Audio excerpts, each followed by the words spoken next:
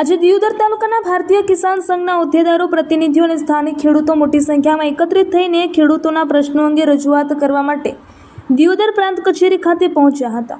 ખેડૂત અગ્રણીઓએ મીડિયા અને વહીવટીતંત્ર સમક્ષ મુખ્યત્વે બે ગંભીર મુદ્દાઓ પર તાત્કાલિક યોગ્ય પગલાં ભરવાની માંગ કરી છે. ટેકાના ભાવે બાજરીની ખરીદી અને બ્લેકલિસ્ટ થયેલા ખેડૂતોનો મુદ્દો. અગ્રણીઓએ જણાવ્યું હતું કે દિયોદર તાલુકામાં ટેકાના ભાવે બાજરીના વેચાણ માટે આશરે 2700 જેટલા ખેડૂતોએ ઓનલાઈન નોંધણી કરાવી હતી, પરંતુ વહીવટી ખામી કે અન્ય કોઈ કારણોસર તેમાંથી લગભગ 1500 જેટલા ખેડૂતોને હાલ બ્લેકલિસ્ટમાં મૂકી દેવામાં આવ્યા છે. હાલમાં મગફળીના વાવેતરની સિઝન શરૂ થઈ ગઈ છે. મોંઘા ભાવનું બિયારણ અને ખાતર લાવવા માટે ખેડૂતો પાસે નાણાં નથી. બાજરી વેચવા માટે ખેડૂતો લાંબા સમયથી પોતાની વારી આવવાની રાહ જોઈને બેઠા છે. આ બાબતે તંત્ર દ્વારા તાત્કાલિક યોગ્ય ઉકેલ લાવવામાં આવે તેવી માંગ કરવામાં આવી છે. બીજો મુખ્ય પ્રશ્ન વડિયાથી છેંડા પાઇપલાઇન યોજના છે, જે અંતર્ગત ગામડાઓના તળાવો ભરવામાં આવે છે. ખેડૂતોનો આક્ષેપ છે કે એજન્સીઓ અત્યંત ધીમી ગતિએ કામ કરી રહી છે.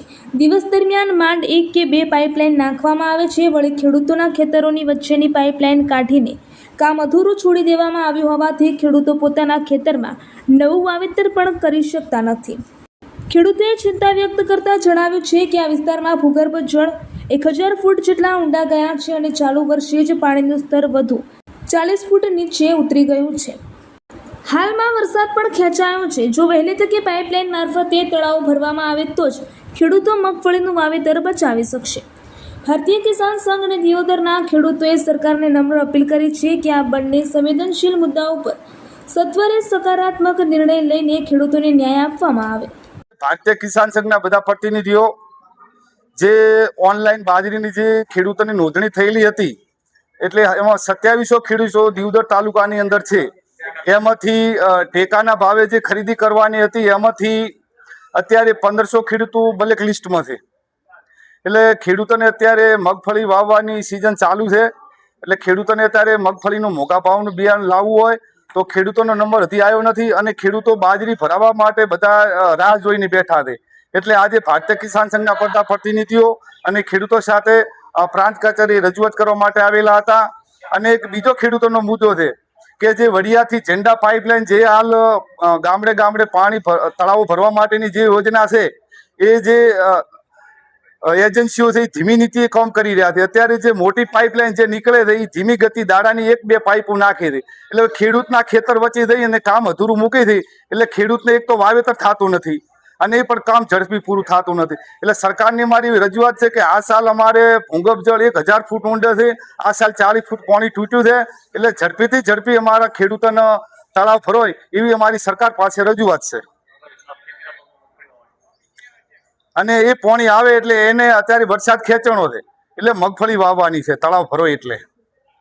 મેં આમંત્રણ એવું આવ્યું હતું કે ટેકાના ભાવની મગફળી લેવાની હતી. એમાં મેં બાજરી ફોર્મ ભરાયું હતું. એમાં મારું ઓલામ નોસી દીધું છે. હવે મારે માર્કેટમાં વેચવા દઉં તો ભાવ નથી આવતો અને મારે અહીંયા હાલવા દઉં તો એમાંથી કાઢીને મારો નામ નથી લાવતા.